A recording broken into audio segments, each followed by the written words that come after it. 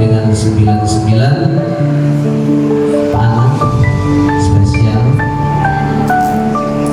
selamat bergabung di ranah wali kelas 9 Pak Anang, luar biasa. Dan tentunya ayah bunda hebat wali murid kelas 91 sampai dengan 99. Alhamdulillahirrabbilalamin, puja dan puji syukur kita panjatkan kehadirat Allah Subhanahu wa Ta'ala, Tuhan semesta alam yang telah memberikan kita berbagai macam rahmat karunia dan keberkahannya, sehingga kita masih bisa berkumpul meluangkan waktu, diberikan izin oleh Allah Subhanahu wa Ta'ala, Tuhan semesta alam, untuk hadir bermuwajahah, bertatap muka, bertemu dengan sesama orang tua murid kelas 9 yang mungkin lebih sering kita nge-zoom ya Bu ya, lebih sering kita nge-zoom. Tapi apapun itu, hari ini merupakan nikmat dari Allah, nikmat keberkahan, sehingga kita bisa berkumpul di tempat ini dalam keadaan sehat, dalam keadaan waktu luang, dan tentunya memberikan efek luar biasa bagi putra-putri kita, dan tentunya kesuksesan di masa depan. Salawat teriring salam tak lupa kita haturkan kepada junjungan kita Nabi besar Muhammad Rasulullah Sallallahu Alaihi Wasallam. Semoga Allah tetap mencurahkan rahmat dan karunia-Nya kepada beliau, kepada keluarga beliau, para sahabat, tabi'in, tabi'ut tabi'in, dan tentunya kita yang tetap memegang teguh bahwa tidak menambah dan tidak mengurangi ajaran-ajaran beliau yang sudah sempurna adalah menjadi hak kita semuanya. Baik Bapak Ibu semuanya, para tamu undangan, oh iya, narasumber luar biasa kita ada Ibu Dokter lupa saya namanya Dokter Indra Supardewi ya kalau tidak salah ya.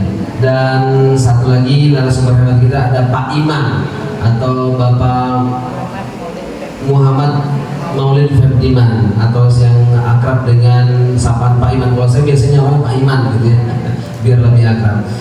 Sebelum kegiatan kita dimulai, izinkan saya selaku pembawa acara menyampaikan susunan acara kegiatan di siang hari ini. Yang pertama adalah pembukaan, yang kedua menyanyikan lagu Indonesia Raya, yang ketiga pembacaan doa, kemudian dilanjutkan dengan sambutan Ibu Kepala Sekolah kita, Ibu Sri Mulyani MPD, dan materi parenting, yaitu peran orang tua dalam memberikan pemahaman kesehatan reproduksi pada remaja. Namun sebelum materi utama, kita akan memberikan kesempatan kepada ayah bunda semuanya, para orang tua wali murid kelas 9, untuk bertanya jawab terkait SPMB selama 30 menit. Dan yang terakhir, tanya jawabnya adalah terkait materi parenting kita, yaitu peran orang tua dalam memberikan pemahaman kesehatan reproduksi pada remaja. Baik, mari sama-sama kita awali kegiatan di siang hari ini, agar mendapatkan keberkahan dan tentunya ilmu yang bermanfaat, bukan untuk kita yang hadir saja, tapi untuk keluarga kita di rumah dan tentunya masa depan anak kita semuanya. Baik, mari sama-sama kita awali dengan membaca basmalah bersama-sama. Bismillahirrahmanirrahim. Beranjak ke acara kedua, yaitu menyanyikan lagu Indonesia Raya. Hadirin dipersilakan untuk berdiri. Mungkin ini ada liriknya ya Bu ya. Kita mendengarkan saja atau nyanyi juga? Mendengarkan saja ya, mendengarkan saja, karena biar bagaimanapun acara kita tetap berada di ruang ibadah. Kita mendengarkan saja, ini kita yakini sebagai seremonial saja. Lagu Indonesia Raya kita putar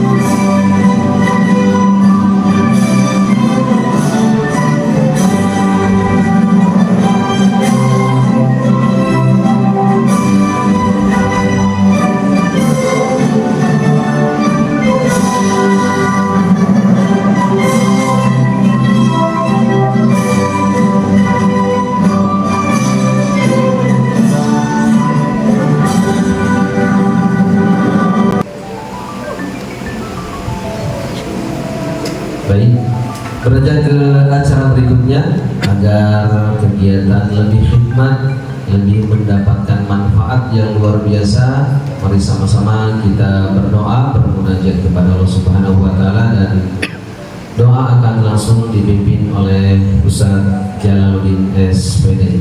Kepada Ustaz Jalal dipersilakan.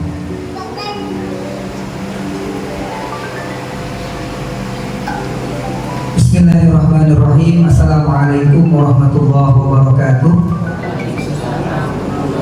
Bapak Ibu sekalian, mari sama-sama kita mengawali kegiatan di siang hari ini dengan kita berdoa sesuai dengan agama dan keyakinan kita masing-masing. Kita berdoa kepada Allah Subhanahu wa taala, mudah-mudahan materi yang nanti disampaikan bisa bermanfaat buat kita semua, sebagai bekal buat anak-anak kita semua. Dan mudah-mudahan anak-anak Bapak Ibu yang nanti akan menyelesaikan pendidikan di SMP ini mendapatkan hasil yang terbaik, mendapatkan sekolah yang terbaik di SMA-nya. Amin ya rabbal alamin. Doa saya pimpin dengan agama Islam. Bagi Bapak Ibu di luar Islam, silakan sesuai dengan agama dan keyakinan masing-masing. Al-Fatihah. A'udzubillahi minasyaitonirrajim. Bismillahirrahmanirrahim. Alhamdulillahirabbil alamin, arrahmanir rahim, maliki yaumiddin. Iyyaka na'budu wa iyyaka nasta'in. Ihdinas siratal mustaqim, siratal ladzina an'amta 'alaihim ghairil maghdubi 'alaihim waladdallin. Amin. A'udzubillahi minasyaitonirrajim. Bismillahirrahmanirrahim. Alhamdulillahirabbil alamin, hamdan yuwafi ni'amahu wa yukafi'u mazidah. Ya Rabbana lakal hamdu kama yanbaghi li jalalikal karim wa 'azimi sultanik. Allahumma shalli ala sayyidina Muhammad wa ala ali sayyidina Muhammad. Allahumma la sahla illa ma ja'altahu sahla wa anta tad'ul hazna idza syi'ta sahla. Allahumma anfa'na bima 'allamtana wa 'allimna ma yanfa'una wa zidna ilma. Walhamdulillahi ala kulli halin wa na'udzu billahi min 'adzabin nar. Allahumma arzuqna fahman nabiyyin wa hifzal mursalin wa ilhamal malaikatil muqarrabin fi afiyatin ya arhamar rahimin. Allahumma la tada' lana fi maqamina hadza dhanban illa ghafarta wa la hamman illa farajta wa la 'aiban illa satarta wa la maridan illa shafaita wa la daynan illa qadaita wa la hajatan min hawaijid dunya wal akhirah illa qadaitaha ya arhamar rahimin. Rabbana hab lana min azwajina wa dhurriyyatina qurrata a'yun waj'alna lil muttaqina imama. Rabbana atina min ladunka rahmatan wa hayyi lana min amrina rasyada. Rabbana atina fid dunya hasanah wa fil akhirati hasanah wa qina adzabannar. Allahumma shalli ala sayyidina Muhammadin wa ala alihi wa sahbihi wa sallim. Bi fadli subhana rabbika rabbil izzati amma yasifun wa salamun alal mursalin walhamdulillahi rabbil alamin. Assalamualaikum warahmatullahi wabarakatuh. Waalaikumsalam warahmatullahi wabarakatuh. Terima kasih Ustaz Jalal yang sudah memimpin doa di siang hari ini dalam kegiatan kita. Mudah-mudahan sekali lagi apa yang kita teman-teman yang luar biasa. Bismillahirrahmanirrahim. Assalamualaikum warahmatullahi wabarakatuh. Waalaikumsalam warahmatullahi wabarakatuh. Bismillah, alhamdulillah, subhanallah, alhamdulillah, wa la ilaha illallah, wallahu akbar, la haula wa la quwwata illa billah. Allahumma shalli ala sayyidina Muhammad wa ala ali sayyidina Muhammad. Amma ba'd. Yang saya hormati tim manajemen dari SMP Negeri 109 Jakarta, di sana ada Ibu Dr. Sri Wahyuni, Ibu Sunita Siska Pani, dan juga ada Pak Haryadi dari Sarpas. Dan luar biasa adalah sekali lagi tim manajemen, mohon izin tak dapat saya sebutkan satu persatu. Di sini adalah orang-orang hebat yang selalu membersamai putra-putri ibu dan bapak, adalah ibu bapak guru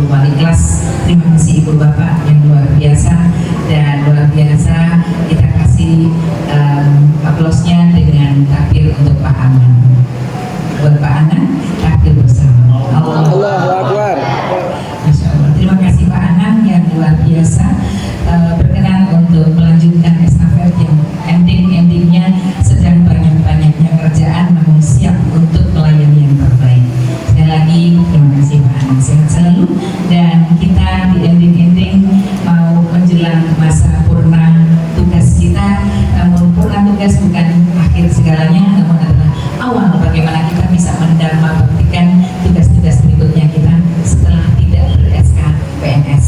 Jadi anak pang kita ya nanti lah tahun depan. Anak pang apa Pak? Pensiunan. Baik, yang luar biasa saya hormati, saya banggakan ada Ibu Dr. Indra yang insya Allah sebentar lagi sedang transit dulu di ruangan saya karena baru sampai, dan beliau memang luar biasa.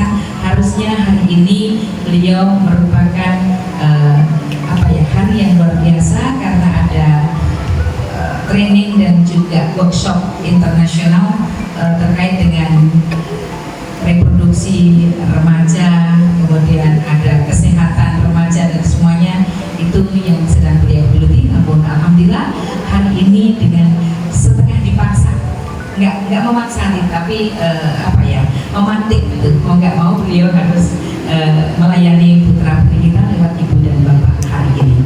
Dan yang luar biasa satu lagi anak saya ini adalah Mas Muhammad Maulid Fertiman, sudah tidak asing lagi, Mas Iman. Pak Iman ini yang memang alhamdulillah Dinas Pendidikan kirim untuk membersamai kita semua untuk membantu saya di dalam teknis pelaksanaan berjalannya sistem pendidikan di 109 ini. Karena lembaga manapun, instansi manapun, kalau dari sistemnya sudah tidak sehat, maka sulit untuk kita menegakkan penanpasan tersebut. Dan bismillah, kalau nanti layanan dari Mas Iman dan kami semua nanti ada sesuatu yang kurang berkenan, sampaikan aja ke kami. Jadi jangan sampai nanti glundul di belakang, supaya kami bisa juga memperbaiki, terus update seperti apa sih kami harus melayani yang terbaik untuk masyarakat pendidikan kita di 109 Jakarta khususnya, dan untuk DKI Jakarta dan Indonesia pada umumnya. Baik, yang luar biasa Ibu Bapak, Papa Mama yang sangat saya hormati, saya banggakan, yang selalu kami rindukan doa dan juga supportnya untuk putra putri Ibu Bapak tercinta, putra putri kita semuanya yang notabene semuanya adalah bismillah menjadi generasi emas Indonesia, amin, yang insya Allah nanti memegang estafet bangsa negara Kesatuan Republik Indonesia kita tercinta ini menjadi negara yang tangguh dan bisa menjadi mercusuar dunia di tengah mereka nanti, dan menjadi benar-benar pemegang estafet bangsa negara Kesatuan Republik Indonesia yang handal, tangguh, amanah, dan bertanggung jawab, amin ya robbal alamin. Sekali lagi mohon izin Ibu dan Bapak tak terkecuali yang tak dapat saya sebutkan satu persatu, namun tidak mengurangi rasa hormat dan takzim kami. Berikutnya marilah mohon izin selain kita bersyukur kepada Allah semata bahwa kita hari ini dengan diberikan alhamdulillah nikmat panjang umur, amin, berkah umur, amin, berkah berlimpah rezeki dan prestasi, amin, untuk kita, keluarga besar kita, dan untuk Indonesia. Pastinya kita juga yang muslim mohon izin yang selain Islam, karena kita selalu menunjukkan sholawat serta salam kita ke junjungan Nabi besar kita Muhammad Sallallahu Alaihi Wasallam beserta keluarga, sahabat dan kerabatnya. Bismillah, kita dan keluarga besar kita tercinta dimanapun mereka berada, insya Allah bismillah selalu mendapatkan syafaatnya sampai di yaumul akhir nanti, amin ya robbal alamin. Ibu dan Bapak hadirin yang saya hormati, Ibu Bapak, teman-teman tim hebat 109 yang luar biasa, saya tidak panjang kelam, hanya saya pastinya yang pertama menghaturkan terima kasih yang setulus-tulusnya kerjasama selama ini Ibu dan Bapak, Ayah Bunda, Papa Mama yang luar biasa, yang berkenan hari ini bisa menyempatkan waktu untuk hadir di tengah-tengah kami untuk bagaimana ke depan ini anak kita mau kita bawa kemana. Sebetulnya hari ini pasti alhamdulillah kita bersyukur di masjid kita yang luar biasa ini, karena Allah ridho yang tadinya seperti apa perjuangan kami untuk TKA dan lain-lain, alhamdulillah bisa menelurkan, bisa menghasilkan hasil yang bagi kami adalah titik awal untuk kembalinya kejayaan SMP Negeri 109 Jakarta. Takbir semuanya, Allah Akbar, amin ya rabbal alamin. Ini semua tidak mengurangi rasa hormat dan tidak mengurangi niat baik kita, bahwa ini adalah merupakan bukti nyata kerjasama Ibu Bapak Ayah Bunda baik yang ada di sini maupun yang belum berkesempatan hadir karena kesibukannya. Kami bisa paham, namun kami juga mohon maaf. Kenapa sih hari ini kan harinya anak-anak tidak boleh ke sekolah? Ya, karena kita menanggulangi jangan sampai antisipasi kita jebol. Karena kemarin sekali lagi saya aturkan terima kasih, kenapa? Tak henti-hentinya kami berterima kasih kepada ayah bunda. Tiba saatnya kita mendengarkan arahan, atau sebelum kita masuk ke materi parenting, kita persilahkan terlebih dahulu Bapak Muhammad Maulid Febdiman atau Pak Iman untuk menyambut, untuk menjawab semua keraguan atau pertanyaan yang ada di kita semuanya terkait SPMB atau seleksi penerimaan murid baru seperti ini. Bapak Ibu semua, perkenalkan nama saya Muhammad Maulid Febdiman. Mungkin kita sering ketemunya Bapak Ibu di Zoom ya sebelumnya ya. Kita banyak tanya jawabnya di Zoom ya. Ini pertama kali kita bertemu langsung. Mungkin tadi sudah disebutkan nama saya Muhammad Maulid Febdiman. Bapak Ibu izin saya baru bertugas di sini kurang lebih hampir 3 bulan di SMP 109. Sebelumnya saya di Cijantung SMP 103. Kita mengawali, sebenarnya sudah bingung nih karena banyak materi yang sudah saya sampaikan di Zoom sebelumnya mengenai bagaimana SPMB, lalu bagaimana sidanira, lalu dan dari mana perhitungannya pakaian pil dan peringkat anak-anak di jalur prestasi akademik ataupun jalur prestasi non akademik. Saya sebenarnya langsung aja. Yang jadi pertanyaan Bapak Ibu apa nih? Silakan yang mau nanya. Biar nanti kita bisa langsung pada poin masalahnya. Nanti tolong diperhatikan Bapak Ibu yang lain kalau saat ada orang tua yang nanya biar tidak berulang pertanyaannya ya. Silakan Ibu. Pak, ada mic untuk orang tua ke belakang. Oh iya, siap. Boleh Bu, silakan apa yang mau ditanyakan Bu, dari mana, Ibu orang tua siapa dan kelas berapa Ibu, silakan.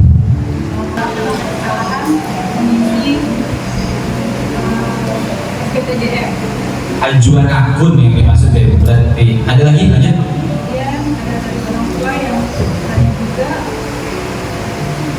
Cek, sudah. Jasa atau rapot orang sebelumnya akte pelatihan itu yang belum diupload cukup saja atau gimana Pak?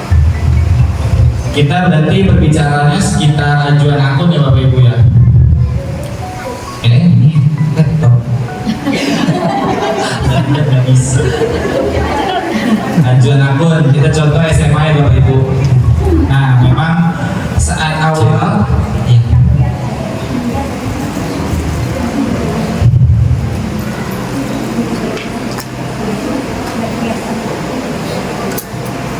sebentar ya Bapak Ibu.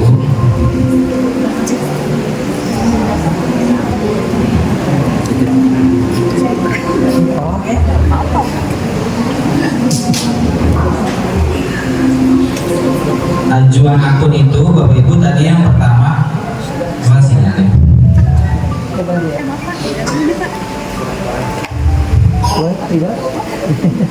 Dalam Pak, sini Pak, silakan Pak. Gabung Pak. Iya. Sinyalnya muter-muter nih sebentar. Revisinya di apa Bu? SPTJM-nya. Boleh. Nah, mungkin ibunya biar jelas. Terima kasih Pak Jalan.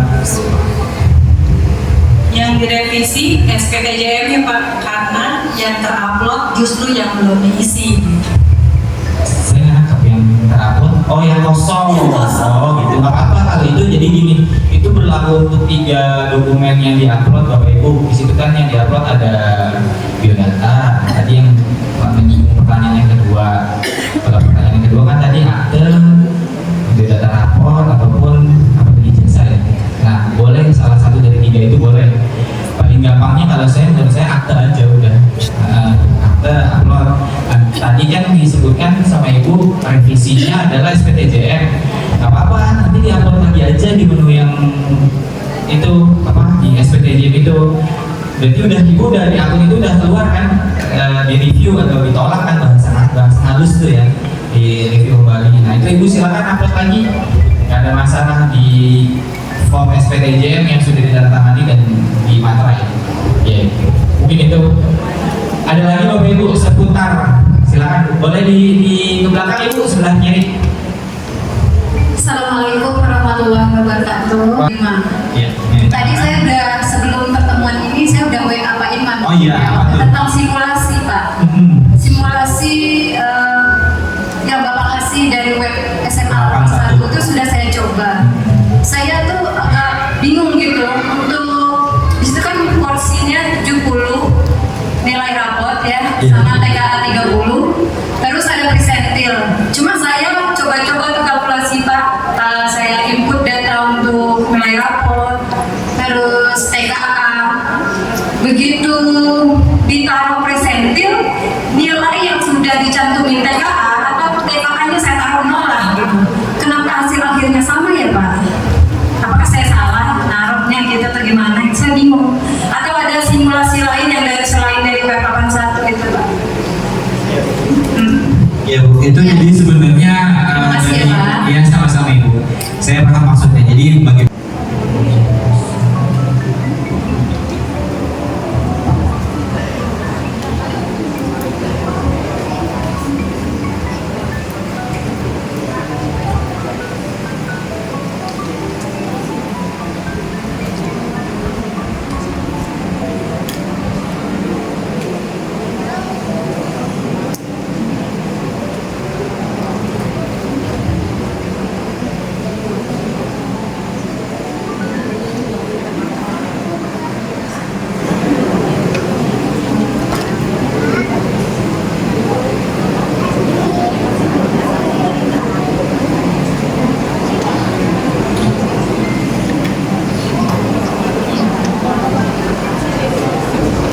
ini sebenarnya surat keputusan kepala dinas ini sudah di-share belum? Sudah diterima belum sama orang tua murid kemarin oleh wali kelas? Setelah Zoom itu kan saya menjanjikan men-share data SK, Juknis, dan peta zonasi. Sudah diterima belum? Belum? Masa? Harusnya sudah dari wali kelas sudah men-share semua udah Ibu. Jadi data-data itu sebenarnya presentasinya nilai TKA masuk berapa persen ini? Bapak Ibu mungkin boleh dilihat kalau aturan dari yang regulasi dibuat oleh SMA 81 ya Ibu, tadi izin Ibu udah cobain di SMA 81 ya, mungkin perhitungan di 81 yang kurang sesuai gitu. 3 hari yang lalu Pusdati Kopdik mengeluarkan web untuk pengecekan nilai akhir, itu juga sudah ya sekarang udah down lagi. Tadi saya cek pagi-pagi juga udah nggak bisa. Jadi di Pusdatin di menu pendaftaran ada menu simulasi gitu. Jadi di situ bisa mensimulasikan berapa nilai capaian Bapak Ibu anaknya di jalur prestasi akademik, di jalur prestasi non akademik, dan di jalur domisili. Karena perhitungan SMA untuk nilai domisilinya dia berbeda. Dia itu hanya menggunakan nilai rata tanpa menggunakan bobot tambahan prestasi akademiknya si anak-anak ataupun prestasi non akademik anak-anak. Jadi capaiannya anak-anak nih dinilai adalah nilai NA akhir, bukan NA hasil pertambahan dari nilai bobot organisasi, prestasi akademik ataupun non akademik ataupun yang lainnya. Jadi hanya nilai murni yang diambil untuk jalur domisili di SMA seperti itu. Jadi mungkin tadi SMA 81-nya aja mungkin webnya yang bagus, tapi nanti di akun nanti bisa. Ada lagi yang mau ditanyakan kurang jelas? Gimana, silakan.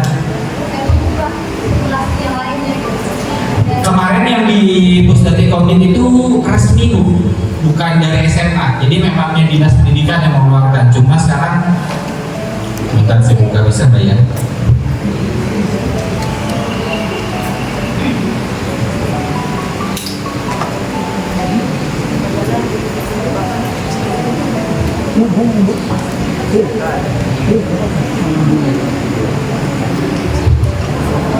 Ini alamatnya tadinya simulasi 259, sekarang udah nggak bisa dibuka karena di take down kayaknya malah bikin rame ke orang tua kayaknya ini. Ini resmi dari Sidadiranya Bu, kalau yang tadi saya maksud.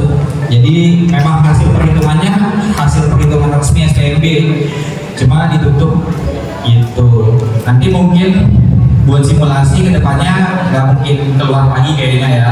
Jadi ibu melihatnya di akun SPB-nya. Ketika ibu udah ajukan akun di menu tadi, di menu SPB yang SMA, nanti kan lanjut di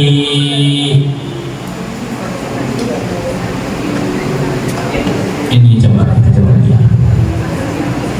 Nah setelah lanjut ini kan ibu setelah konfirmasi data tuh nanti ada nilai akhir bu, tapi itu bukan nilai untuk jalur prestasi akademik atau prestasi non akademik, itu nilainya adalah nilai domisili sebenarnya. Jadi itu nilai akhir yang memang tidak ditambahkan dengan bobot-bobot penilaian, itu yang digunakan. Kalau bapak ibu paling gampang melihatnya yaitu untuk domisili dan persentase di domisili untuk SMA lebih tinggi sebentar.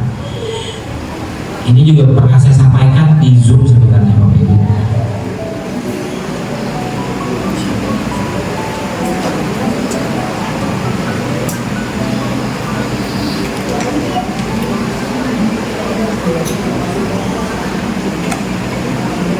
Nah ini kuotanya Bapak Ibu, prestasi akademik kalau untuk SMA ya, prestasi akademik 32%, afirmasi 30%, mutasi 3%, domisili 35%, total 100%. Di dalam prestasi di SMA 32% dibagi dua dengan jalur akademik dan prestasi akademik maupun non akademik gitu. Jadi dibagi dua ya, ini lagi yang 32%-nya.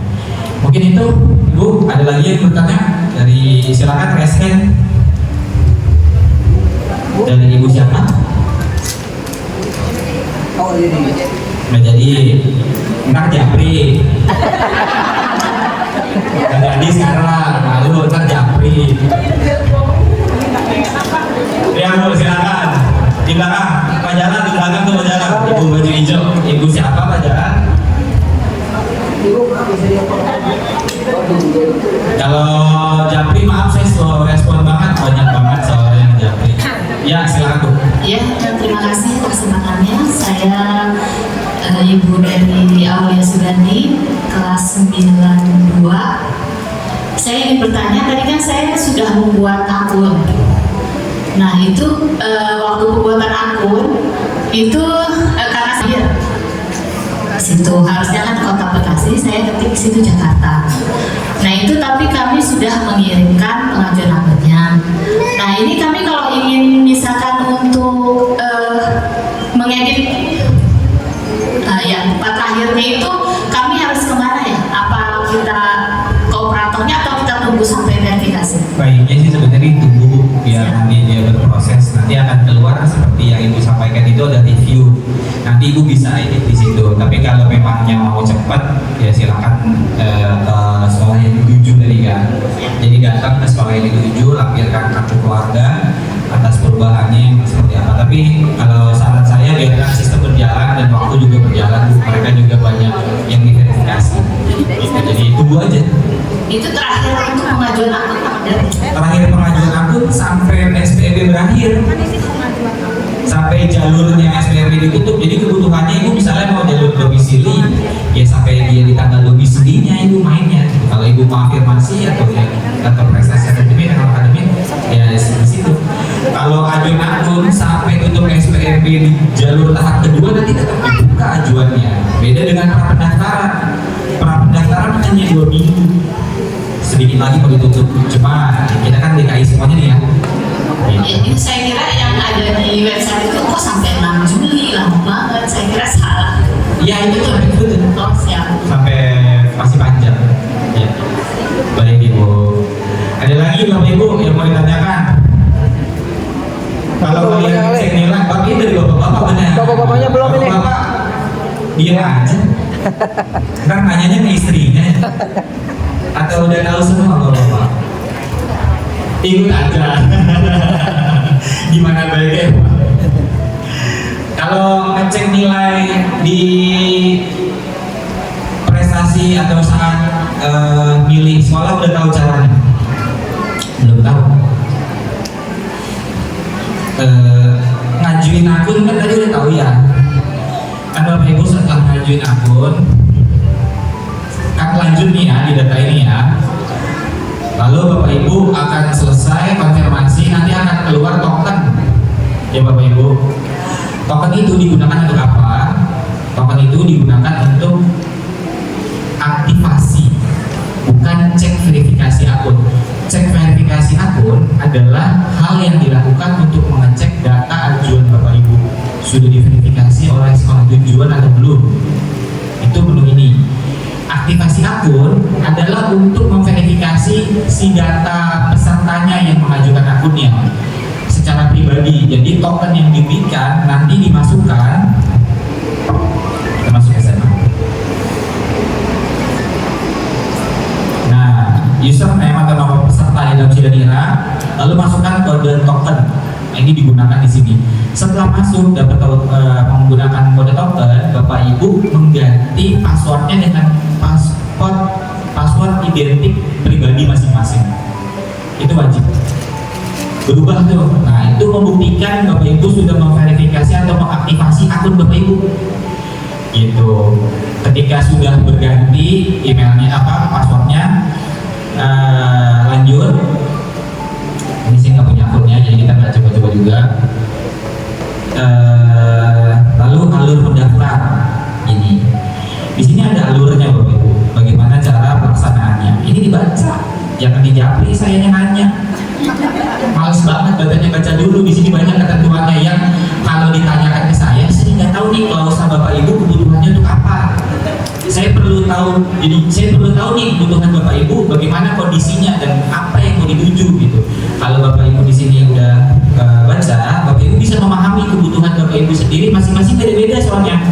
Saya mau ke SMA tapi nanti pilih SMK, saya mau domisili tapi nanti mau coba jalur afirmasi, atau saya mau coba domisili tapi saya pengen coba prestasi dulu.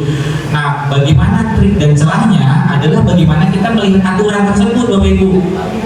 Gitu. Jadi kalau Bapak Ibunya nggak tahu aturan dan caranya, saya jelasinnya bingung karena klausanya Bapak Ibu masing-masing beda-beda. Gitu. Mungkin itu satu. Di sini ada tahapannya. Jadwal pengecekan dan verifikasi di tanggal 18 kalau SD, kalau SMP, SMA mulai tanggal 2 ya hari ini. Jadi Bapak Ibu boleh tuh ajuin akun hari ini. Lalu jenjang SMA dan SMK rincian dokumen, formulir pendaftaran telah diisi ini mah standar nilai TKA. Nah, yang udah ajuin akun nilai TKA-nya masuk belum? Sudah? Alhamdulillah. Berarti enggak kita bincang.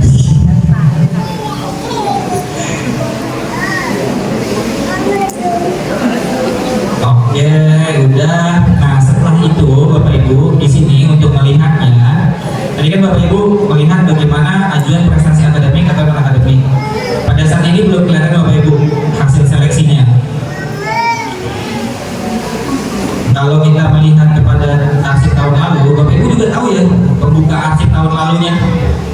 Klik di menu atas, nanti lihat jalur SMA, kita coba lagi prestasi akademik, tapi yang kita pilih adalah hasil seleksi di SMA 81 yang dekat-dekat aja tetangga kita. Nah Bapak Ibu, ini capaian dari pemungutan indeks prestasi akademik. Nilai tertingginya 81 dan nilai terendahnya ada di 63,19. Tapi ada tapinya. Nilai ini bukan menjadi acuan apa yang akan dikompetisikan anak-anak kita di tahun ini. Ini adalah menyimpulkan animo anak-anak yang masuk ke SMA 81 pada tahun itu adalah seperti ini. Animonya, kita hanya membaca animonya. Kita belum bisa tahu animonya pada tahun ini seperti ini juga atau enggak, tapi menjadi tolak ukur. Gitu. Bukan menjadi standar, menjadi tolak ukur. Gitu. Jadi kira-kira kalau semuanya anaknya punya nilai prestasi akademiknya NA akademiknya 80, otomatis bakal masuk, tapi dia di posisi 50 atau di 40. Seperti itu Bapak Ibu. Kurang lebihnya itu untuk pengecekan jalur. Ada lagi yang mau bertanya? Kalau nggak ada, saya coba silakan. Waalaikumsalam. Martin Rashid dari Waalaikumsalam warahmatullahi wabarakatuh. Ya, Martin. Setahu buat anak. Nanti pas milih Jadi sebelum ini tuh pas masuk ke jalurnya nanti ada NA prestasi atau NA berdasarkan jalur gitu. Jadi kalau ibu pilihnya di jalur akademik nilainya berapa tuh? Terus ya misalnya ibu jalur di prestasi non akademik nilainya berapa tuh? Berdasarkan dari hitungan yang ini bu. Dari hitungan ini, ketika prestasi akademik dia bobot rata nilai TKA-nya 40%, 20% ke bawah, akademiknya jadi 25%, jadi nilainya 100. Nah itu mengikuti rumusan ini. Jadi ketika pilihnya nanti prestasi non akademik, nanti akan berbanding terbalik pengkaliannya. Yang besar adalah prestasi non akademiknya 50%, prestasi akademiknya 5%, kalau nggak ada ya 0. Lalu kalau semuanya persen nilai rapor dikalinya 5%, bukan 20% seperti yang ada di akademik. Gitu. Begitu halnya dengan nilai rata-rata nilai rapor dan TKA. Dikalinya 20%, gitu, bukan 40%. Jadi berbanding terbalik perhitungan persentasenya. Berarti prestasi nilai rapor itu berdasarkan sidangnya bisa berbeda-beda ya? Yang mana yang dimaksud? Persentil nilai rapor. Persentil nilai rapor adalah capaian peringkat si anak berdasarkan peringkat dia dalam satu angkatan. Jadi di sini contoh di persentil nilai rapor, Bapak Ibu bisa lihat ya di sini di poin 2. Ini yang saya belum. Peringkat 1 sampai 10%, skor 100. Nah, pengkali 10%-nya itu dari mana? Atau 100%-nya dari mana? Kalau di sekolah kita, pengkalinya ada 316 siswa. 320 Bapak Ibu ya, 320 siswa. Anak yang peringkatnya 1 sampai 10%, 10% dari 3, berarti 32 anak peringkat 1 gitu. Skor pengkalinya adalah 100 gitu. Nah yang ke bawahnya mengikuti. Kurang lebihnya itu Bapak Ibu, biar analoginya gampang dipahami. Cukup Ibu? Ada lagi? Kalau mau masuk ke jalur prestasi akademik berarti dari nilai Cidanira ditambah dengan TKA aja. Gak usah pusing-pusing, itu kan ada di sistem. Iya. Tinggal pilih aja mau akademik atau non akademik. Tinggal pilih aja nanti di akademik nilainya berapa, di non akademik berapa. Gitu nanti udah tersedia. Tinggal kita pilih maunya di prestasi akademik atau non akademik, berkaca dari ini, dari tadi yang di web. Jadi bertarungnya jangan bertarung asal-asalan Bu. Ibu udah tahu nilainya anaknya 42, kan nggak mungkin masuk ke sini lagi, udah pasti langsung ditendang. Jangan pilih 81. Pilih sekolah yang lain yang masuk nilainya itu. Contoh ini contoh ya 42 tadi ya. Saya nggak tahu nilainya itu berapa, mungkin 82 itu kan lebih tinggi masuk nomor 1 gitu. Gitu. Ada lagi? Coba. Oh lagi? Nambah Bu. Ya. Persentil apa itu tanyakan? Persentil rapor. Di sini perhitungan persentil rapor kan ada pilihan yang tadi Bu ini. Persentil nilai rapor ya Bu, Ibu tanyakan ya. Jadi gini, persentil nilai rapor ini definisinya ya Bu. Ini ada 2 kategori atau ada 3 kategori sebenarnya dari persentil nilai rapor. Berdasarkan adalah rapor pendidikan si sekolahnya. Kalau kita baik Bu nilai pendidikannya, jadi bisa diambil skornya 1 sampai 10% itu 100. Tapi kalau yang dia biasa aja, satu anak sampai 32 anak mendapatkan skor 100 dikali 20% Ibu. Kalau Ibu pilihnya jalur prestasi akademik. Kalau Ibu pilihnya jalur prestasi non akademik, dikali yang tadi itu 100-nya dikali 5%. Gitu. Yang jadi pertanyaan apa ya? Pertanyaan untuk persentil 100, 90 dan 80 itu mengaruh sekali untuk nilai akhir ya Pak? Tergantung pilihannya kan? Walaupun misalnya oke lah nilai rapor kan persentil rapor itu kan dari Cidanira, misal TKA-nya besar gitu Pak. Perhitungan ini, itu juga Ibu jangan dipisah. Perhitungan rata-rata nilai rapor dan TKA di sini ada indikatornya. Rata nilai mata pelajaran 5 semester terakhir itu diambil 70%. Baru keluarnya di sini 40%. Jadi hitungnya itu 100%-nya itu antara nilai semester dengan nilai rata-rata TKA. Jadinya 100. Tapi di akademik dikali 40% dari 100-nya. dikali di non akademik 20% dikali dari 100. Contoh kalau tadi ibu nilai rata-rata nilai rapot dan TKA nya dapat 80, itu berarti kan 100-nya 80 kan, 80 dikali 40 berarti 40 poinnya di akademik. Tapi kalau di non akademik 80 dikali 20 berapa? 15 berapa? 18 ya? 16 ya, sekitar segituan lah gitu. Makanya pengaliannya itu bergantung dengan pilihannya gitu. Jadi yang saya rasa tadi webnya yang dicobain sama ibu ngekliknya salah atau apa. Cukup?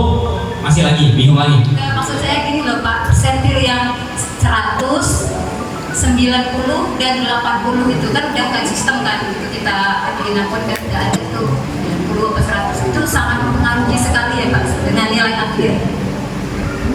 Iya, tadi saya jelas ya, berdasarkan perhitungan pilihan dari akademik atau non akademiknya. Tidak tahu buku saya dari Iya, akademik. kalau perhitungan pembagiannya di nilai akademik, ya nilai pembagiannya gede. Kalau perhatiannya di nilai prestasi non akademik, ya pembagiannya kecil. Masalah itu akan berbanding terbalik dengan kondisi masing-masingnya. Gitu. Pengalinya ya berdasarkan nilai RK-nya. Kalau nilai rapotnya yang rendah dan pengali persentilnya rendah, ya akan turun. Gitu. Kalau semua nilai rapotnya tinggi dengan prestasinya tinggi, persentilnya tinggi, ya pengalinya juga akan gede. Gitu. Jadi basic jangan diputar ditanyakan itunya kalau semuanya nilainya memang rendah, nggak bisa gitu. Kondisinya nilai asli yang dikali. Makasih ya Pak. Sama-sama Ibu. Ada lagi Bapak Ibu, saya rasa waktu saya udah habis nih, jam 2 plus. Terima kasih Bapak Ibu sebelumnya. Kalau ada pertanyaan jangan japri. Japri aja Bapak Ibu, cuma maaf kalau slow respon karena banyak yang saya kerjain, bukannya gimana-gimana, cuma takut saya salah paham kepada Ibu yang masalahnya apa, tapi dijelasin Bapak Ibu kalau WhatsApp tuh, kalau japri itu biar saya tahu permasalahan Bapak Ibu dan cara menanganinya seperti apa. Gitu. Terima kasih Bapak Ibu sebelumnya. Assalamualaikum warahmatullahi wabarakatuh. Wapri tapi slow respon gitu ya, karena mungkin banyak hal yang dikerjakan oleh Pak Iman tersendiri untuk hal-hal yang memang tidak kalah penting dari menjawab chat Wapri seperti itu. Baik, tiba saatnya ke acara inti kita, yaitu sebuah parenting, peran orang tua dalam memberikan pemahaman kesehatan reproduksi pada remaja, khususnya untuk anak-anak kita. Langsung saja tidak membuang waktu agar lebih efektif dan efisien waktu kita, kepada Ibu narasumber Dr. Indra Supradewi, waktu dan tempat dipersilakan. Terima kasih atas waktunya. Bismillahirrahmanirrahim. Assalamualaikum warahmatullahi wabarakatuh. Waalaikumsalam warahmatullahi wabarakatuh. Pertama, barangkali saya mengucapkan terima kasih kepada pimpinan dan jajaran manajemen telah mengundang saya untuk ikut memberikan kontribusi, memberikan pembekalan atau sharing pengalaman tentang kesehatan reproduksi. Jadi saya Indra Supradewi, saya bidan dan saya dari Ikatan Bidan Indonesia. Saya diminta untuk memberikan sharing tentang kesehatan reproduksi remaja. Nanti untuk perkenalan lebih lanjut, barangkali ke depan kita bisa perkenalan lebih lanjut. Mengapa saya diundang ke sini? Ini terkait dengan putra putri Bapak Ibu sekalian yang mungkin sudah mau lulus, gitu ya. Dan ini kan masih termasuk remaja, begitu ya. Betul Pak Ibu? Ya, masih termasuk remaja. Nah, remaja ini sangat sensitif dan sangat rentan sekali terhadap kesehatan reproduksinya. Jadi pengalaman ini kenapa saya hari ini saya diundang lagi untuk bertemu dengan Bapak Ibu sekalian, berawal dari kemarin putra putri Bapak Ibu sekalian sudah cerita bahwa saya juga diminta untuk memberikan pembekalan kepada putra putri Bapak Ibu sekalian tentang kesehatan reproduksi remaja. Apakah sudah cerita? Belum ya? Oke ya. Jadi itu tentang itu, dan permasalahan ini banyak sekali tentang kesehatan reproduksi remaja. Terutama banyak sekali kemarin pertanyaan-pertanyaan yang timbul. Bu, kalau ada mungkin pacar atau teman akrab bilang, kan saya sudah besar, kan kamu udah besar, boleh nggak Bu ciuman? Pertanyaannya tuh aneh-aneh gitu dan banyak sekali. Boleh nggak ciuman? Boleh nggak? Saya katakan boleh saja ciuman. Ciuman yang seperti apa? Tapi kamu siap ya terkena penyakit TBC? Baru terdiam. Boleh nggak ciuman terkena penyakit TBC? Boleh nggak Bu pacaran? Boleh aja pacaran. Tapi pacaran yang seperti apa? Gitu. Jadi pertanyaannya aneh-aneh dan saya jadi miris. Dan ini langsung saja Ibu ya. Jadi terbatas dan mungkin bisa itu. Saya menjadi bidan sudah cukup lama dan banyak sekali pasien-pasien yang datang itu sekarang ini banyak yang anak atau remaja sudah hamil. Permasalahannya bukan soal aib. Kalau saya berbicara bukan soal aib. Kadang-kadang kan ketika anak hamil itu kan aib gitu ya Bu ya. Udahlah kawinkan saja. Gitu. Yang jadi kan kawinkan saja. Kok sudah ini itu yang jadi masalah. Kalau kami bukan soal perkawinannya, tapi masalah resikonya ketika anak remaja, masa putri terutama, kalau hamil itu berisiko terhadap komplikasi, kan belum siap, ya belum siap atas tubuhnya. Nah, kalau belum siap atas tubuhnya, jadi komplikasi kehamilan. Banyak kehamilan yang berakhir dengan kematian. Perempuan ketika sudah melakukan hubungan seksual itu ada, saya berbicara ini apakah termasuk pornografi enggak ya Bu? Oh enggak, saya takut kena undang-undang itu. Jadi saya tidak mengajar tapi saya sharing pengalaman sekali lagi. Setiap hubungan seksual itu mengandung resiko hamil dan infeksi menular seksual. Hamil untuk yang belum siap hamil komplikasi dan berakhir dengan kematian. Bukan soal itu saja, tapi kesiapan mental, gangguan mental bisa terjadi. Kemudian infeksi menular seksual, GO, gonore, sifilis, infeksi-infeksi yang lain banyak sekali karena hubungan seksual itu tidak steril. Dan yang paling takut, yang paling kita khawatirkan adalah HIV. Saya katakan sama siswa kemarin, HIV tidak ada obatnya, sampai hari ini tidak ada obatnya.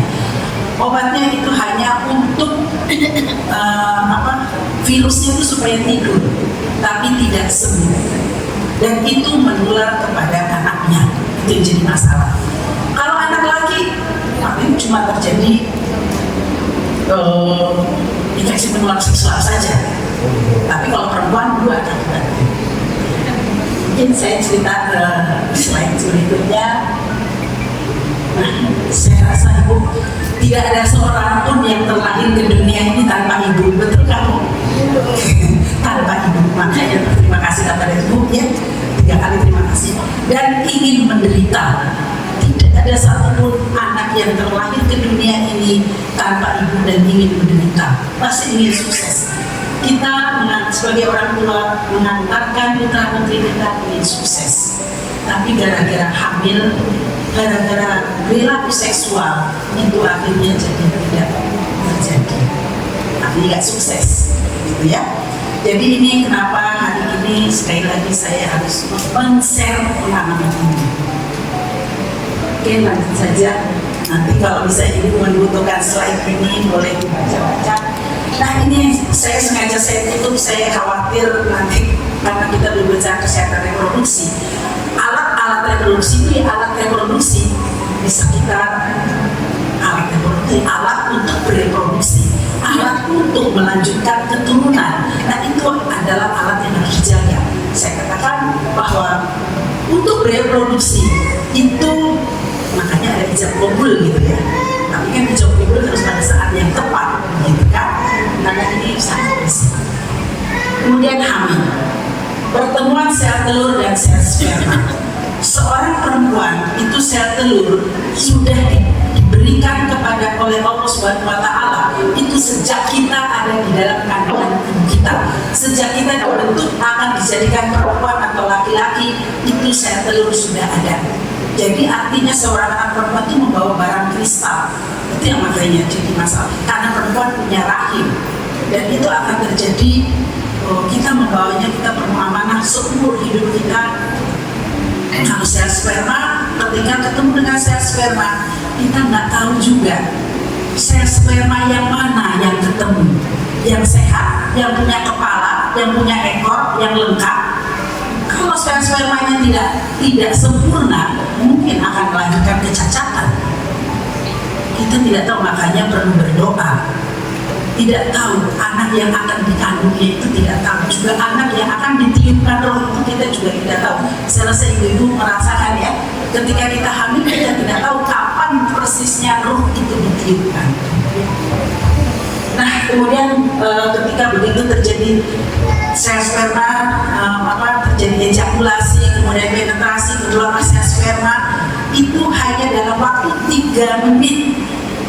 Ketika seorang perempuan itu subur, dalam waktu 3 menit bisa terjadi pertemuan sel telur dan sel sperma. Nah, ketika terjadi itu, maka akan terjadi kehamilan. Dan itu akan berjalan 5 hari kan ya, kemudian akan jadi besar. Nah, kalau sudah sebetulnya bisa dicegah sebelum terjadi kehamilan, makanya perlunya kontrasepsi. Ya, jadi saya rasa ini perlu juga diberikan kepada putra-putri kita. Kenapa anak remaja nggak boleh hamil? Bukan kalian nggak boleh pacaran, silahkan. Tapi ta'aruf misalnya. Kadang-kadang ada stigma di masyarakat. Aku udah umur segini nggak punya pacar, kok kamu nggak laku? Nah, itu stigma-stigma itu yang jadi masalah sebenarnya. Ya, jadi artinya kita mari sama-sama kita singkirkan stigma. Belum pacaran, belum sudah umur sekian belum hamil apa itu akan membuat tekanan batin sebenarnya buat anak sebenarnya. Jadi diskusikan kepada anak ketika dia mau pacaran mau apa itu harus benar-benar anak siap. Ya, yang namanya siap itu bukan hanya siap yang penting dikawinkan.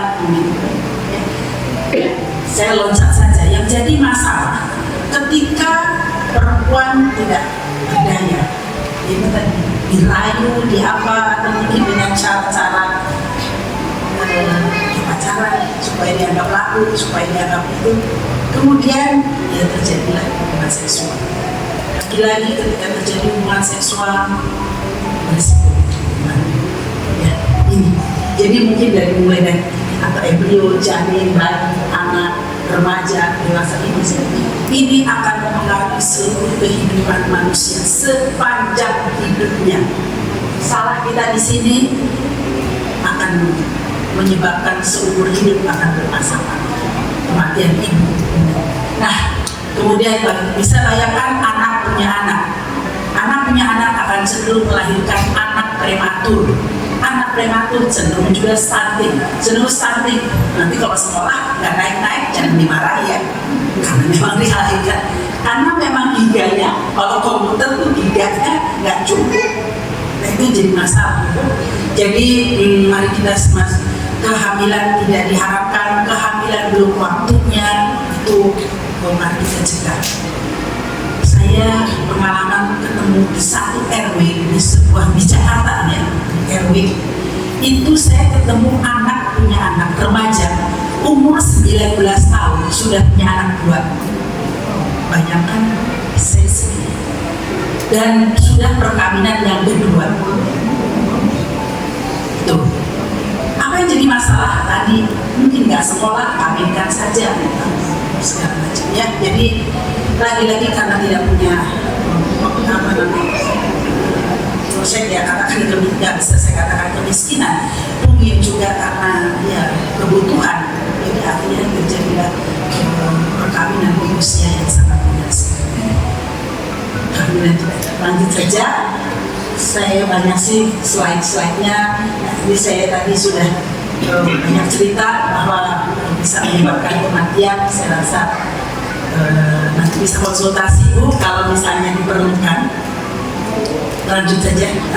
Ini kematian, ini data-data tentang kematian ibu itu banyak sekali karena di usia kehamilan. Pak, langsung saja pada masalah ini. Apa kesehatan perempuan? Ini permasalahan masalah kesehatan sebelum hamil. Tentang apa namanya HB-nya rendah dan seterusnya itu yang jadi masalah, itu jadi menyebabkan komplikasi. Pak, lanjut saja karena penyebab kematian ibu ya banyak. Ini penyebab langsung, tapi penyebab tidak langsungnya tadi kehamilan tidak diharapkan dan faktor sosial ya. Lanjut saja Pak, mungkin takut ini soal undang-undang. Saya rasa saya ini maaf materinya makan seperti materi ngajar, tapi sebetulnya lanjut saja Pak. Masalah. Nah ini yang jadi masalah kesehatan perempuan itu. Kalau alat reproduksi perempuan itu berkelok-kelok, kalau laki-laki jadi kalau infeksi gampang sembuhkan. Kalau perempuan ini bisa ke seluruh tubuh, infeksi sepsis. Ini saya cerita punya pengalaman. Seorang anak masuk rumah sakit yang saya pernah saya rawat itu di panas diobatin, tipes, mah, apa karena muntah. Kok nggak sembuh? Akhirnya dikonsulkan ke bagian kebidanan.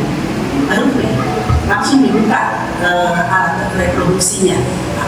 Ternyata ada yang tengahnya kayu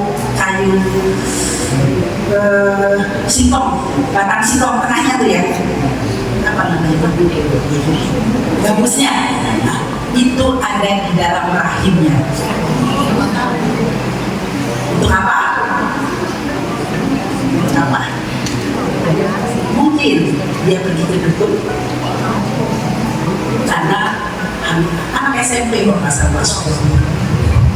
Baru di situ ketemu. Ketika ditemukan, saya merinding kalau cerita itu. Akhirnya dikasih obat, diinfus ya nggak tertolong karena sudah infeksi, sudah sakit lama. Yang tadi cuma dibilang sakit mah, sakit apa, karena mungkin dikira tipes atau mah, tapi lupa kebidanannya tidak diperiksa, tidak itu. Kan? Jadi jangan sampai itu terjadi. Lanjut saja, Tapi saya rasa juga ini pengetahuan saja nanti bisa dibaca. Tapi saya inginkan tentang dampak masalah kesehatan. Ini dampak. Nanti kita bisa baca dan kita bisa diskusikan, Ibu. Nah ini ternyata karena bersama ini walaupun laporan Kristal 2010 tapi sampai hari ini masih ada.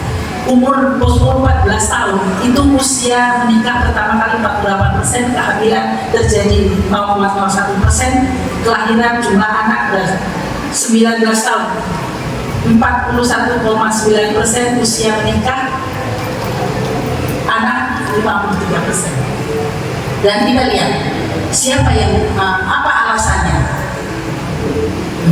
Oke, lanjut saja.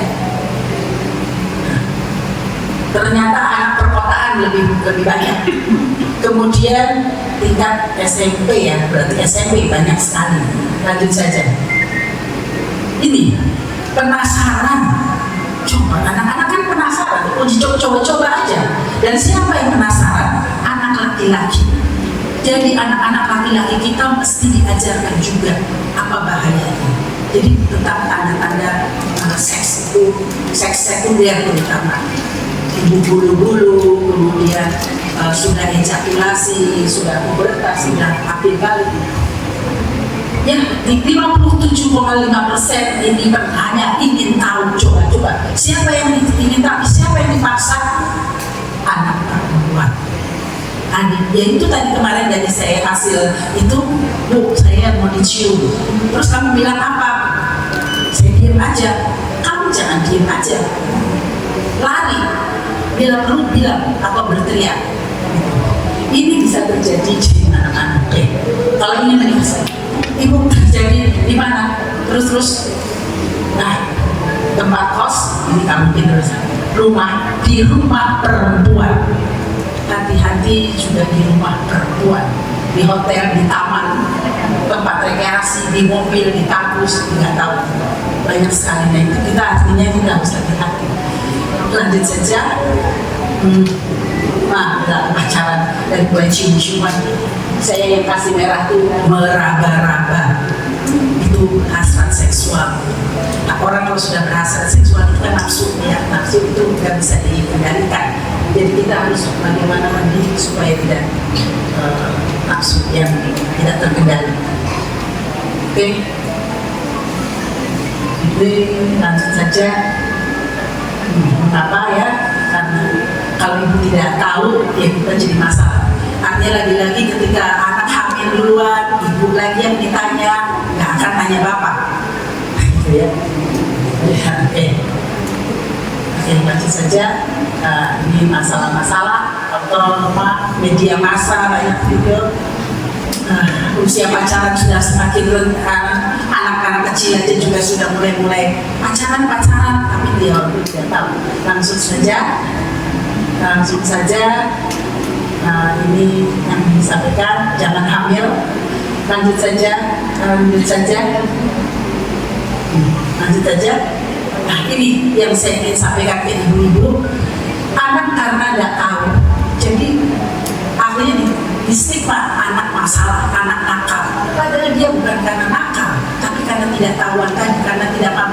Anak baik-baik di rumah, tapi karena dia tidak punya kekuatan untuk menolak, itu tadi akhirnya jadi hubungan seks. Ini saya ketemukan itu di sekolah, di kelas, ketika nggak ada guru, di toilet, itu anak secara jujur mengatakan itu pengalaman saya.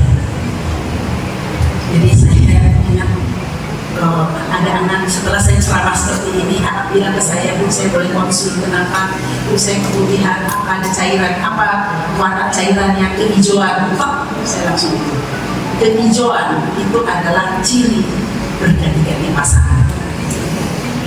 Itu namanya. Terus saya katakan, kamu sudah pernah hubungan seksual? Sudah. Berapa banyak? Betul. Mungkin nggak terhitung. Hanya karena apa? Uang. Berapa kan kamu dikasih uang? Ya 25.000, 5.000. Ada. Dan ini saya ketemu betul. Ada di daerah Jakarta. Ya, itu yang jadi masalah. Akhirnya kan merasa rendah diri, hilang perawan, hilang kepercayaan, ya udahlah. Atau kadang-kadang kalau udah kawinin aja, tambah kawin, ya akhirnya jadi ganti pasangan, infeksi menular rusak lagi. Kan kadang-kadang ketika kawin, ya udah kawinkan dulu, hamil sudah, tidak terfikirkan bagaimana memeriksa infeksi. Jadi sudah tanya juga, kamu pernah hubungan seksual? Kamu tanya enggak? Kamu bebas HIV? Enggak. Sekali hubungan seksual dengan orang HIV akan HIV seterusnya. Jadi pengalaman saya satu hari ketemu pasien HIV, ibu rumah tangga dan baik-baik saja. Perkawinan yang pertama kali itu 10 pasien baru HIV. Artinya apa? Ibu ketika itu pernah tanya nggak sebelum menikah suaminya bebas HIV? Enggak. Ya jadi itu yang perlu kita antisipasi. Jadi maaf saya juga tidak mengajarkan apa tadi, artinya gini, tanyakan ketika mau kawin kamu bebas HIV, cek dulu baru ya. Untuk sekolah, pengangguran, kemiskinan, pelecehan seksual, dan mungkin ya udahlah saya jadi PSK aja, selesai karir dan riwayat ya. Nah ini pesan yang ingin saya sampaikan, mudah-mudahan bermanfaat. Sebetulnya materinya banyak sekali, tetapi mungkin kita beri diskusi saja ibu, bagaimana kita menjaga anak-anak kita, putra-putri kita, cucu saya bertiga cucu dan bagaimana cucu saya, cucu kita semua nanti masa depan supaya bisa sehat dalam menjaga kesehatan reproduksi. Baik, terima kasih. Wabillahi taufiq wal hidayah. Assalamualaikum warahmatullahi wabarakatuh. Waalaikumsalam warahmatullahi wabarakatuh. Waalaikumsalam warahmatullahi wabarakatuh. Terima kasih Ibu Dr. Indra Supradewi yang sudah memberikan materinya. Mungkin dari materi yang sudah dipaparkan ada dari Ayah Bunda luar biasa, Ayah Bunda hebat kelas 9 yang ingin menanyakan. Di sini mungkin kalau menanyakan sesuatu yang mungkin dirasakan sama anak-anak kita, terkadang anak-anak kita tabu dengan bahasa-bahasa seksual ya, tabu dengan bahasa-bahasa seksual yang mungkin dengan analogi-analogi atau perumpamaan alat kelamin dari baik laki-laki atau perempuan. Ada yang mau bertanya? Ayah Bunda dari kelas 9 mungkin luar biasa. Ini kan kelas 9 ini beranjak dewasa, yang sudah remaja. Ada yang mau ditanyakan terkait hubungannya. Kalau saya sih pernah ditanya, Bu, Pak, saya kan guru agama di sini, Pak, pacaran boleh nggak, Pak? Saya bilang begini di kelas. Nah, dalam Al-Quran itu Allah menciptakan kita semua itu dari dua, laki-laki dan perempuan. Ya ayuhan nasu inna khalaqnakum min dzakarin wa unsa. Ini cuma laki-laki sama perempuan, bisa bilang gitu. Artinya antara laki-laki dengan perempuan boleh suka sama suka nggak? Boleh, dan itu fitrah kita semua sebenarnya itu. Tapi pacarannya atau suka sama sukanya itu tidak diaplikasikan sekarang. Artinya hal-hal yang memang tabu di antara anak kita itu harus selalu kita ajak bicara, harus selalu kita ajak konsultasi ketika memang mereka memiliki rasa ingin tahu yang luar biasa. Ketika seorang laki-laki sudah pernah mengalami mimpi basah dan sudah, atau yang perempuan sudah memiliki atau menstruasi, berarti itu sudah matang, Bu, ya, sudah bisa membuahi dan dibuahi seperti itu. Boleh nggak sih pacaran? Kalau dalam unsur agama jelas dilarang pacaran, tapi kalau suka antara laki-laki dan perempuan itu harus, benar tuh, seperti itu atau gimana? Iya, boleh saya kasih penjelasan ya, Pak. Jadi pacaran itu, saya arti pacaran ya, tapi kadang-kadang artinya beda-beda dengan arti pacaran. Sebetulnya kan inti pacaran itu kan saling berkenalan, saling berkenalan, itu bisa taruh ke apa. Tapi kalau tadi sudah menuju ke arah seks, gitu kan, ya kan, ke arah seks, itu gimana saya menjelaskannya? Ada hasrat seksual, ada hasrat, ya ada keinginan seksual.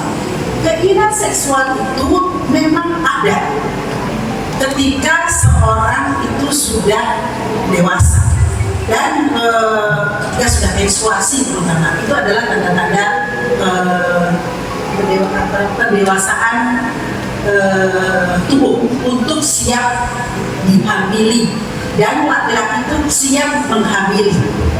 Tapi kan bukan semata-mata siap hamil dan siap hamil langsung membuat kehamilan, karena itu bisa terjadi di usia yang sangat muda, ya. Tapi secara fisik, ya.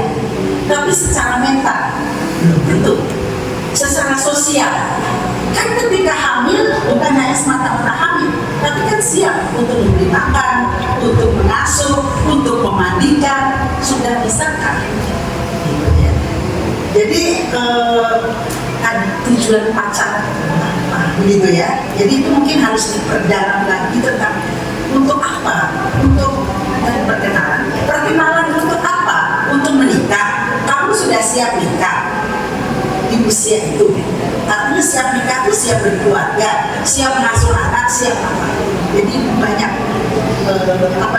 rentetannya. Jadi mungkin maknanya jadi bapak sebagai guru agama mungkin bisa breakdown lagi, lebih rinci lagi. Yang kadang-kadang anak-anak ini pertanyaan yang aneh-aneh kayak tadi kemarin, pacaran boleh enggak, tidur bareng boleh enggak? Waduh, pusing saya sakit kepala. Dan mungkin yang kita bahas di sini adalah bagaimana kita mencegah penularan penyakit kelamin, Bu, ya. Dan ternyata mungkin atau kehamilan kehamilan yang tidak diharapkan. Mungkin di satu sisi yang kita bahas adalah kehamilan yang tidak diharapkan, tapi seperti mungkin yang banyak sekali berita-berita bahwa penularan penyakit itu kan bukan hanya hubungan seksual antara kelamin laki-laki dengan kelamin perempuan, tapi antara laki-laki dengan laki-laki pun juga bisa, atau perempuan dengan perempuan juga bisa. Dan ini juga bagaimana kita mengedukasi anak-anak kita bahwa jangan tabu ketika harus menceritakan kepada kita apa yang terjadi dalam dirinya masing-masing. Seperti itu Bu ya, seperti itu. Baik, ada yang ingin berpendapat atau menanyakan atau memberikan testimoni atau memberikan pengalaman sesuai dengan apa yang disampaikan oleh Bu Dokter hari ini? Iya, silakan Bu. Masih kemarin pengalaman saya ini edukasi kepada anak-anak kelas ya kan 78. Coba kamu identifikasi alat kelaminmu setelah sampai di rumah nanti ya. Dia pakai kaca atau kamu ini. Kalau anak laki dia apakah lubang lubang kecil atau lubang untuk itu persis di depan apa di bawah apa di atas, itu identifikasi dulu. Kalau tidak, tolong kasih tahu orang tua dan tolong pergi ke dokter segera. Mungkin orang tua tidak sampai ke sana. Satu, tolong perhatikan juga apa buah skortum bakar jakarnya bisa rileks apa enggak, apa kenceng itu juga. Apakah apa biji ya, testisnya ada dua enggak, sejajar enggak, besarnya sama atau tidak, apakah ukurannya. Nah ini kadang-kadang banyak kan ya suka ada informasi-informasi membesarkan alat vital. Pernah baca?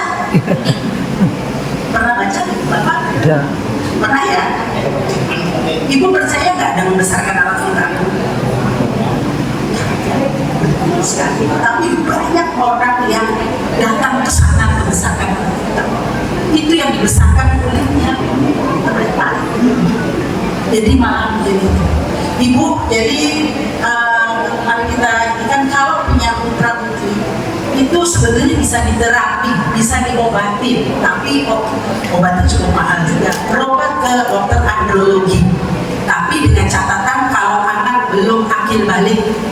Kalau anak sudah akil balik sulit itu.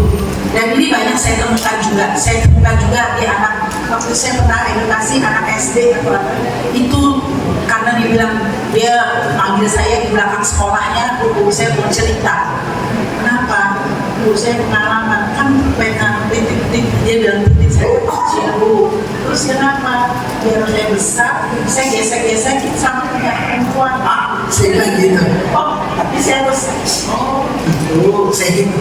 Gimana kamu gesek-gesekinya? Di toilet. Anaknya mau. Ya mau lah Bu, katanya gitu. Hati-hati. Ya, jadi itu karena tidak tahuan tadi, jadi gesek-gesek apa segala macam. Tapi kan perempuan jadi korban, anaknya mungkin nggak cerita.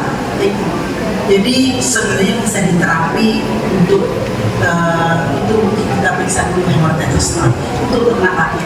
Anak perempuan juga sama, itu kalau diperhatikan alat kelaminnya gimana, apakah ada benjolan, apakah kadang ada juga baru ketahuan tidak ada vagina setelah besar karena tidak mens, ternyata tertutup vaginanya, atau ada juga yang tertutup himen semua. Ya, jadi anak perempuan itu memang lebih. Ya, jadi saya tambahkan itu informasi anak biasanya sih 17 tahun itu sudah menstruasi, tapi sekarang menstruasi itu sudah lebih cepat, umur 9 tahun sudah menstruasi. Ketika putra putri ibu umur 9 tahun sudah menstruasi, ini cukup berat bebannya. Masih edukasi, berbicaralah dengan bahasa yang jangan apa ibu istilahnya, kalau ibu bilang alat kelamin apa Bu? Untuk perempuan apa? Mengistilahkan apa di rumah?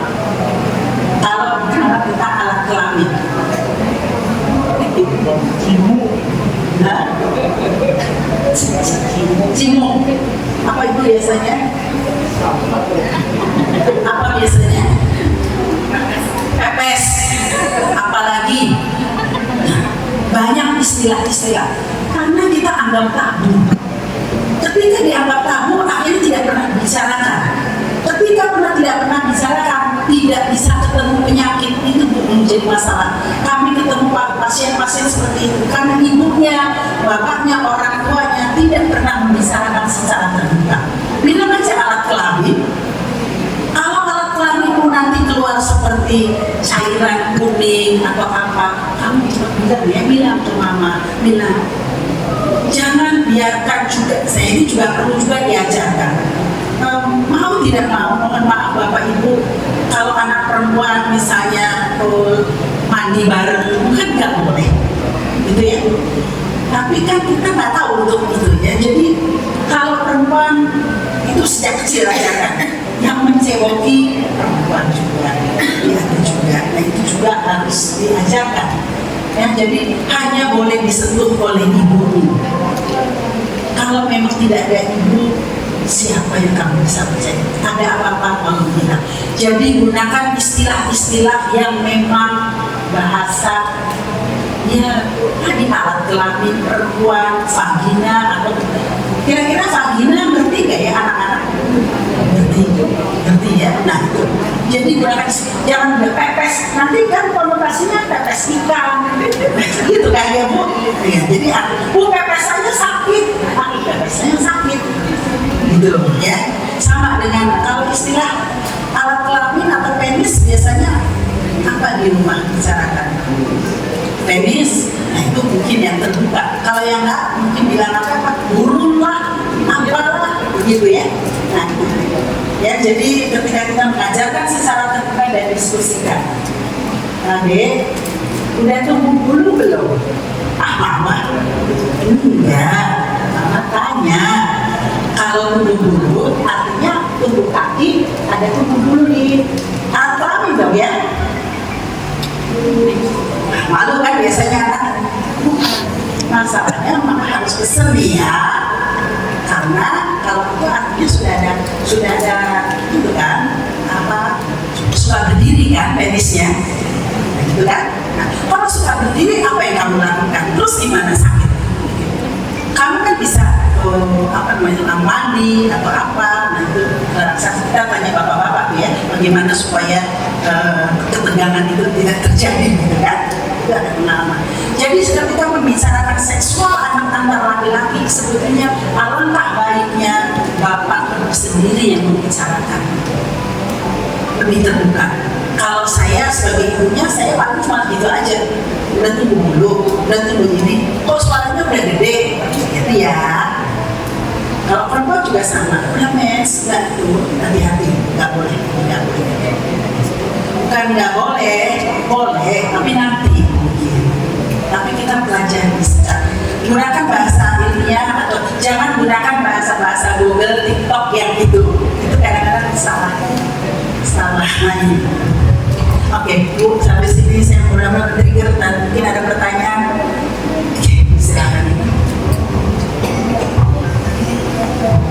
Sebenarnya faktor apa yang mempengaruhi anak itu ada karena member dan kandungan susah lebih cepat. Ada yang kelas 5, ada yang kelas 6, ada yang kelas SMP.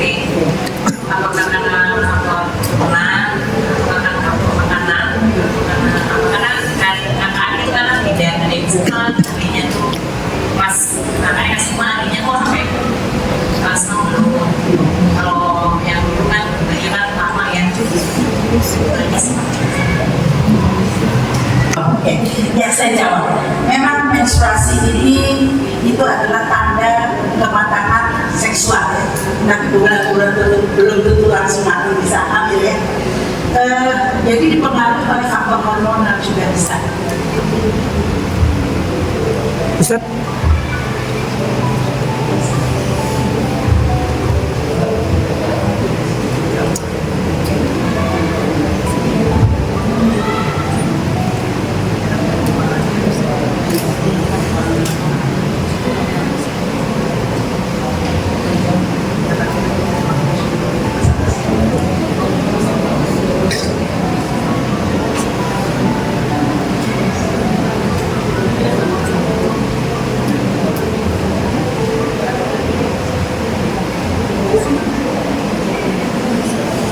Ibu,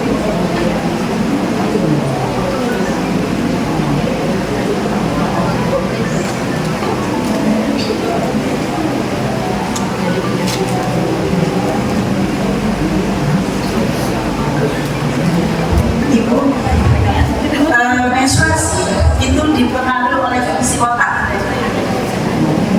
mengeluarkan hormon namanya follicle stimulating hormone. Apa ya? Hormon yang mematangkan sel telur. Mematangkan sel telur langsung ke rahim, ke indung telur. Ketika indung telur ini dimatangkan oleh hormon ini, dia langsung besar dan matang, kemudian pecah. Ketika pecah, kemudian dia akan mempengaruhi hormon yang ada di dalam rahim. Ketika sel telur tidak dibuahi, itu hormon yang mempengaruhi rahim itu lama-lama luluh. Nah, itulah menstruasi. Dan dipengaruhi oleh apa? Fungsi otak. Fungsi otak itu dipengaruhi oleh pandangan media. Kan mungkin sering juga terpapar media-media yang seksual ya, bisa berubah cepat, atau makanan, atau gizi yang baik. Nah, hormon-hormon ini kan bisa, kan kita juga nggak tahu makanan-makanan di sekeliling kita apakah ada hormon-hormon tadi, estrogen, progesteron, atau apa, berat badan. Jadi banyak faktor yang mempengaruhi. Yang jelas ada di penyakit bisa juga. Jadi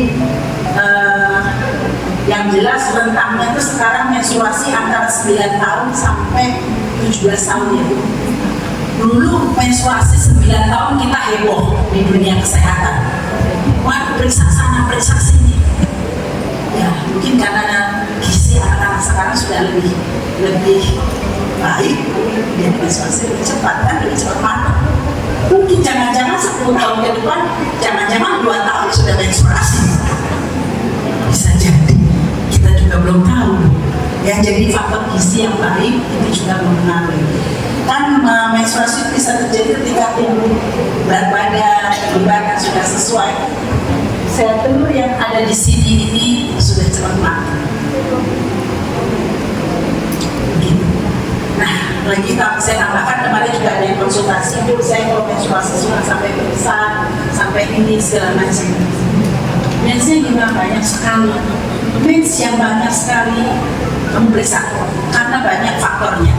Ini yang namanya endometrium. Endometrium itu lapisan rahim. Ini bisa terjadi di luar rahim. Namanya endometriosis. Itu bisa, itu faktor hormonal juga bisa diobatin, harus cepat ke dokter.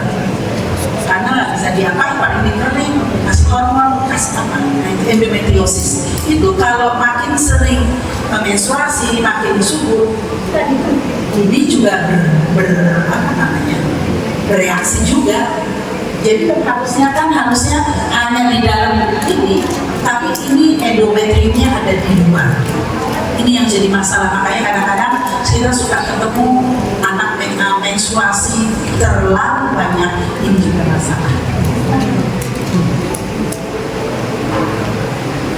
Kemudian juga yang terlalu sakit. Ini mungkin endometrium uterusnya atau rahimnya terlalu ketuk, jadi sakit sekali. Itu banyak faktor.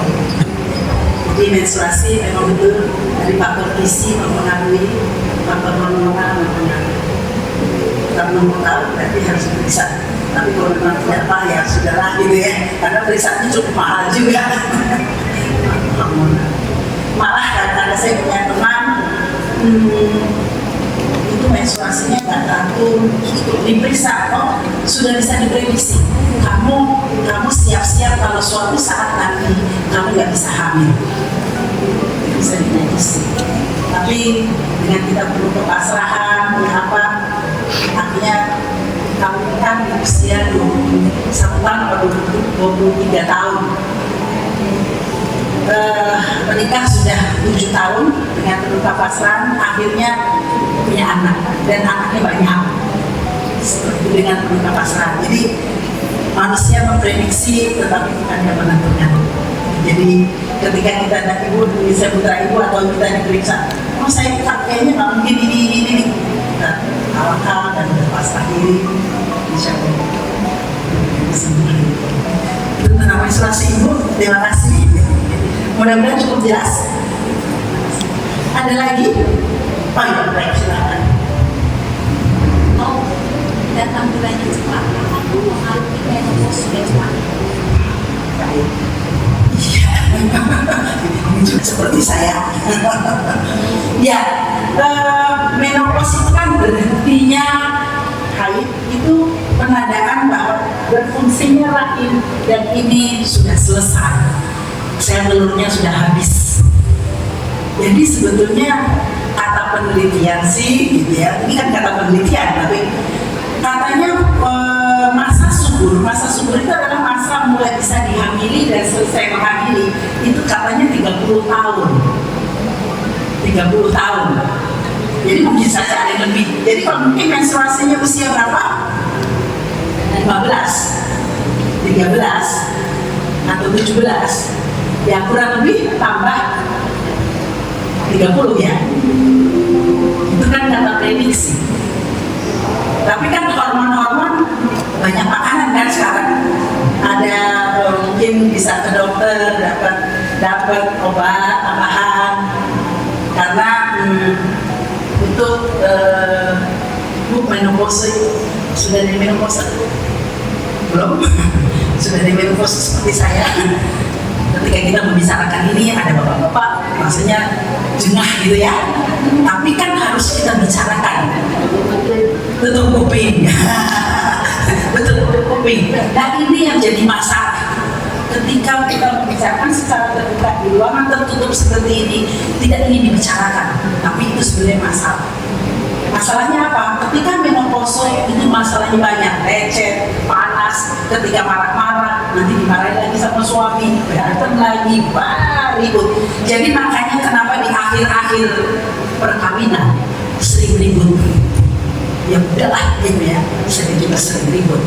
Terus kalau udah ribut, terus mau apa? Kita berantem, gak selesai gitu ya.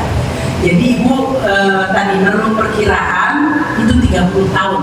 Jadi kalau tadi sering menstruasi mungkin tidak ada hubungannya gitu kan kata teori, tapi banyak faktor. Mungkin juga kan ini sel telur ini misalnya anak 1, anak 2 itu kan beda ya. Sel telur yang pernah matang kan cuma berapa? Kalau anak yang 2 kan berarti sel telur yang pernah dibuahi cuma ada 2 kan? Yang selebihnya kan masih ada kan berjuta-juta. Mungkin jangan-jangan masih bisa aja. Gitu ya. Jadi menopause sangat dikenal, dipengaruhi oleh tadi makanan, hormonal. Jadi tiap orang berbeda-beda. Masalahnya, ibu apa yang dirasakan ketika menopause? Menurut apa ibu pernah baca-baca? Apa yang pernah dirasakan? Anggapnya dari bapak-bapak?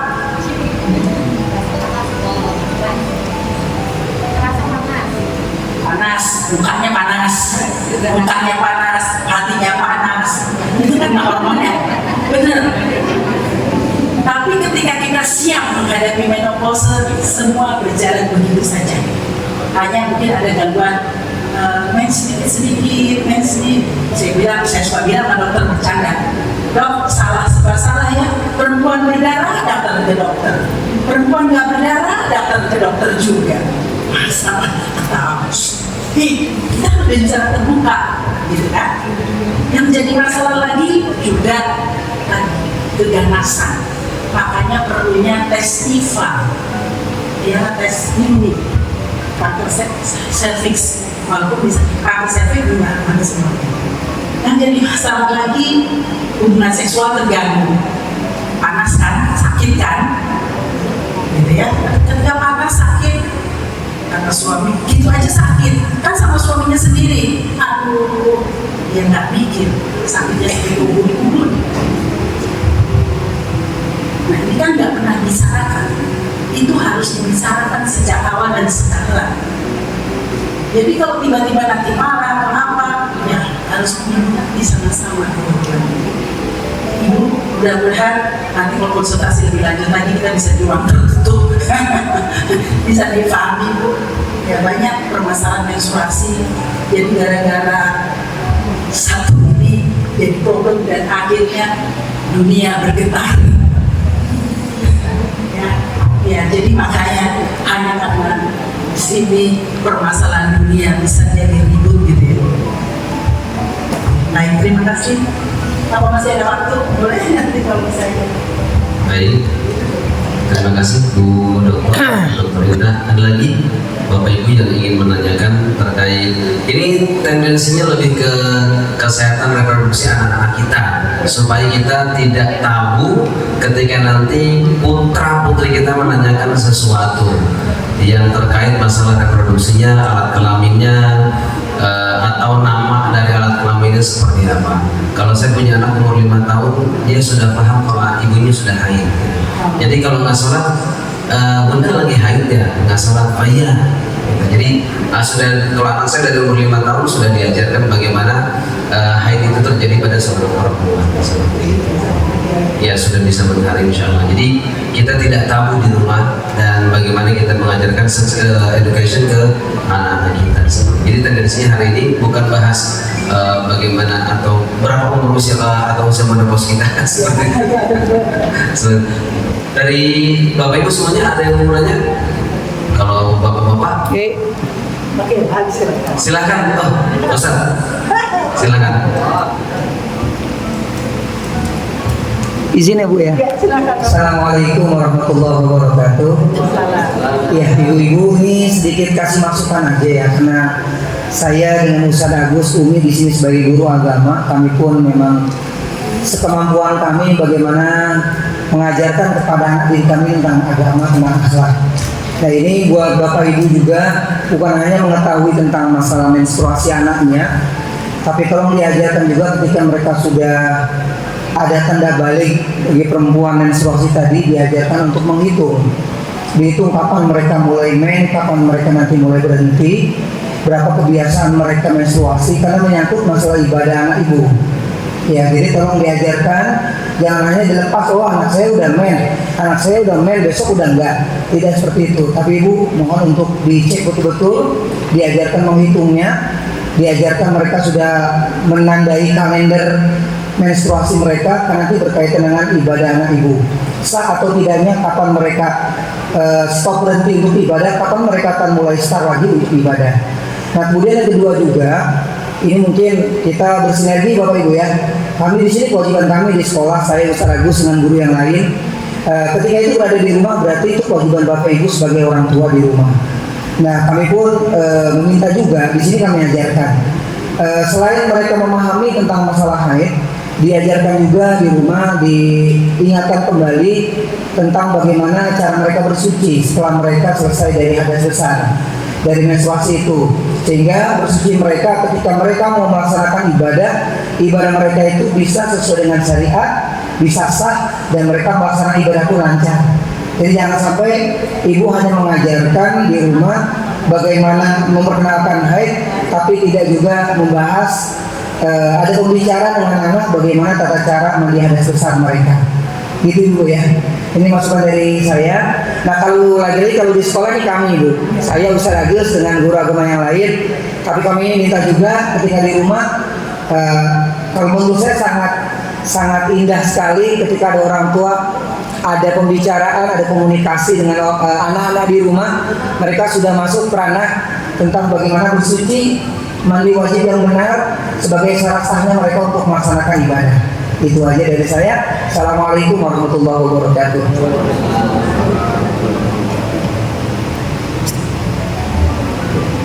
Terima kasih Ustaz Jarod. Nah ini luar biasa nih, bagaimana cara bertaharah atau bersuci setelah menstruasi, ataupun untuk yang laki-laki setelah itu ingatkan, ganti pakai apa? Pakai pembalut ya.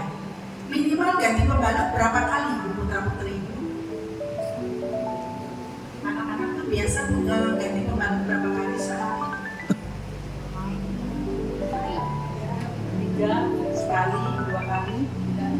Ya.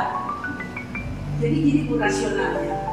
Ibu bisa bayangkan kalau roti tawar yang kena basah didiamkan terus sampai terjadi jamuran. Nah, jamur itu bisa tumbuh sekitar 4-6 jam. Jadi artinya berapa jam sekali kita harus mendiamkan supaya tidak jamuran. Harus